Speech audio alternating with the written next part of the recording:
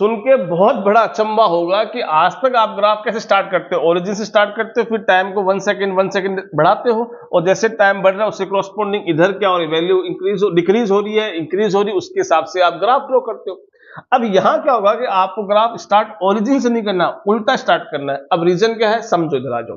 देखो, आप ये देखो, अभी ये दोनों जो है v और a, ये है, यहां तो क्या था, वेलोसिटी टाइम ग्राफ। अब मैं बात कर रहा हूं वेलोसिटी और एक्सेलेरेशन की बात कर रहा हूं। ग्राफ हमारा ऐसा है, तो अब यहां देखना आपका हो क्या रहा है, दोनों किसमें है, ये कौन सा होता है, फर्स्ट क्वाड्रेंट। ये कौन सा होता है ग्राफ में, फर्स्ट क्वाड्रेंट। तो आपका ये तो a है, ये v है, ये फर्स्ट क्वाड्रेंट, ये सेकंड, ये थर्ड, और ये आपका फोर्थ होता है।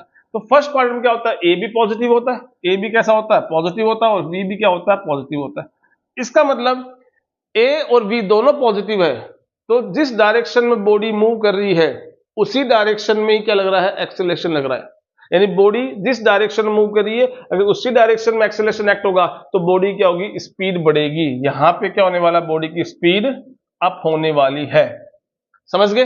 तो अब जब आपकी स्पीड लगातार बढ़ती रहेगी, इसका मतलब अगर मैं ग्राफ यहां से स्टार्ट करता और फिर मैं इधर मूव करता तो मेरा ए तो बढ़ता, पर ए के साथ क्या हो रहा है, वेलोसिटी क्या हो रही है, कम होती जा रही है। वेलोसिटी क्या हो रही है आपकी, कम होती जा रही है, जबकि मुझे दिखानी है वेलोसिटी बढ़ती हुई। इसलिए मैं ग्राफ यहां से स्टार्ट करूंगा और इस तरफ जब मूव करूंगा तो ए की वैल्यू तो डिक्रीज होगी और v की वैल्यू वहां केस में क्या होगी, इंक्रीज होती हुई दिखेगी। कि पहले मान लो a आपका इतना था, v इतना था, फिर आपका a कम हुआ पर v आपका बढ़ गया, a और कम हुआ, v और बढ़ गया, तो v आपका इंक्रीज होता रहेगा। और ये मैंने एग्जांपल दिया आपको कि ऐसा प्रैक्टिकली पॉसिबल है।